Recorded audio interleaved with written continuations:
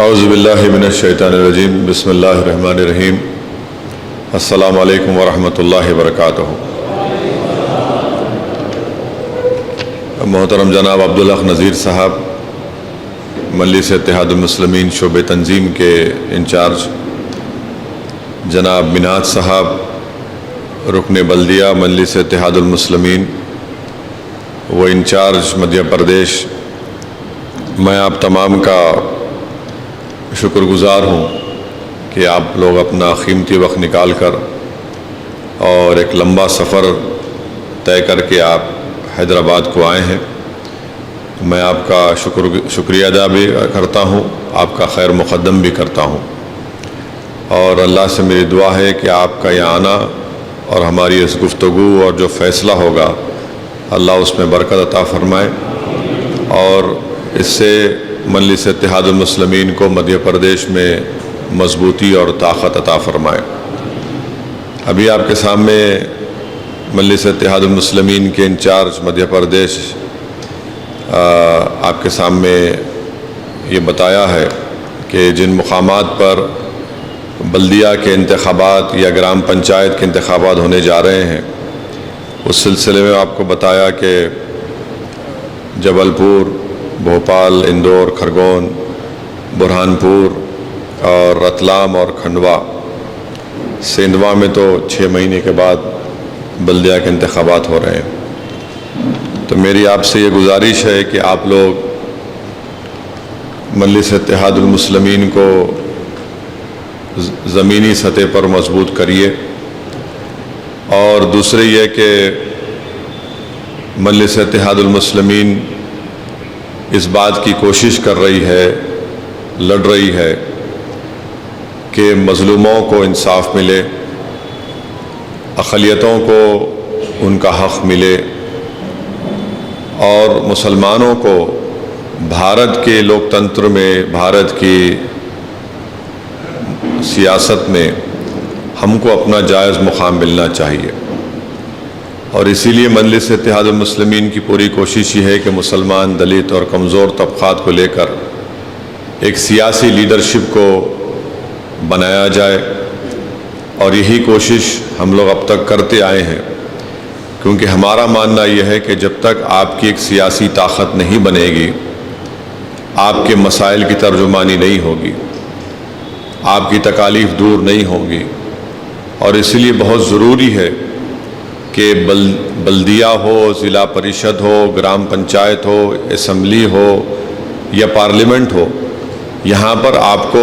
اپنے نمائندوں کو کامیاب کرنا بہت ضروری ہے۔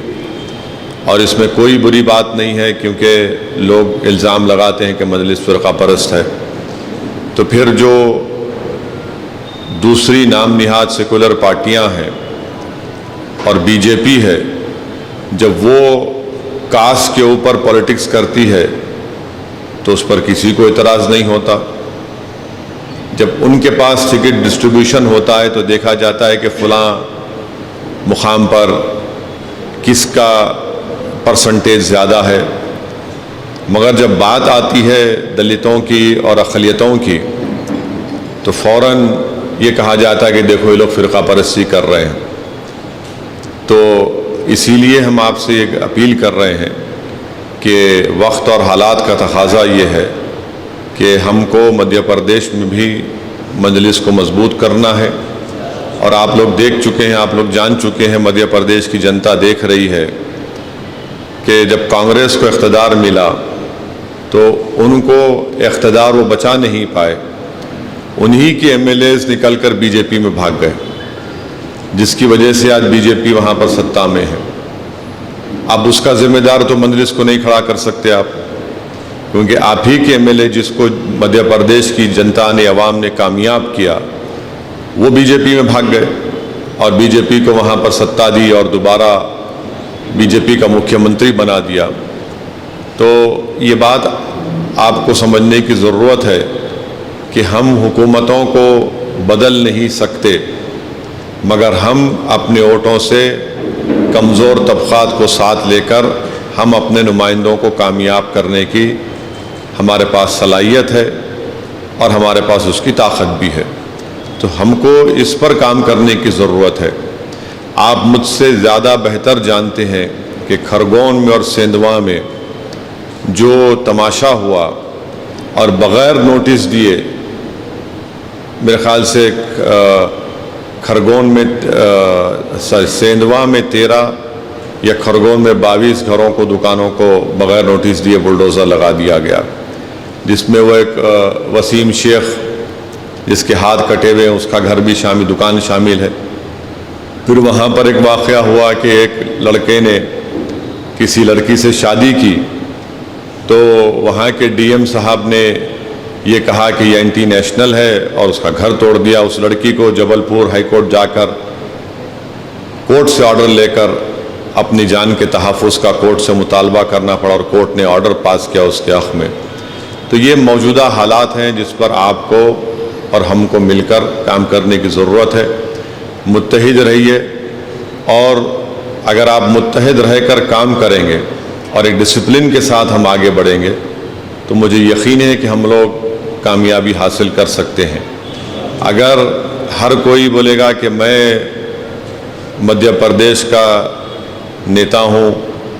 میں فیصلے کر لوں گا، اگر کوئی یہ کہے گا کہ مدھیہ پردیش کا صدر میں ہوں، ایسا نہیں ہونے والا ہے۔ کوئی بھی تنظیم ہو یا کسی ایک گھر بھی ہو، اگر گھر میں بھی اگر ہم کسی کو ایک کو بڑا بناتے ہیں اور ان بڑوں کی فیصلوں کو جو مشورے پر لیے جاتے ہیں اس کے بعد ان فیصلوں پر عمل کیا جاتا ہے، تو اس میں ایک ڈسپلن بھی ہوتا ہے، اس میں اتحاد دکھ کر آتا ہے، اور ہم اپنی منزل کو پا بھی سکتے ہیں۔ تو میری آپ تمام سے گزارش ہے کہ متحد رہیے، اور اس سلسلے میں آپ کو جو پروگرام بنانا ہے الیکشن لڑنے کے لیے، نذیر صاحب اور منہاج صاحب آپ ان سے واقف ہیں، وہ آپ کے درمیان میں بھی آئیں گے۔ اچھے امیدواروں کا آپ انتخاب کریے جو الیکشن لڑنے کا سلیقہ جانتے ہیں اور جو مجلس کو چھوڑ کر نہیں جائیں گے، جو مجلس سے وابستہ رہیں گے اور اس مجلس کی ذمہ داری کو آگے بھی لے کر جائیں گے۔ کیونکہ اکثر یہ ہوتا ہے کہ ہم لوگ الیکشن کے سلسلے میں بہت سے لوگوں کو اپنا امیدوار تو بنا دیتے ہیں، مگر ان کی جو مجلس سے وابستگی ہونی چاہیے وہ صرف الیکشن کی حد تک ہوتی ہے۔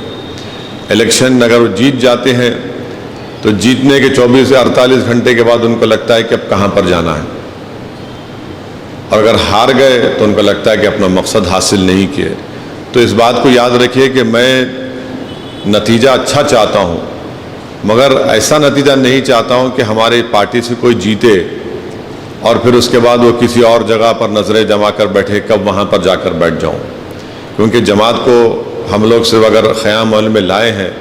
تو صرف ایک بلدیہ کے انتخابات کی حد تک نہیں بلکہ اسمبلی کے انتخابات بھی ہم کو لڑنا ہے، اور اگر ہم سمجھتے ہیں کہ پارلیمنٹ کا الیکشن بھی لڑنا ہے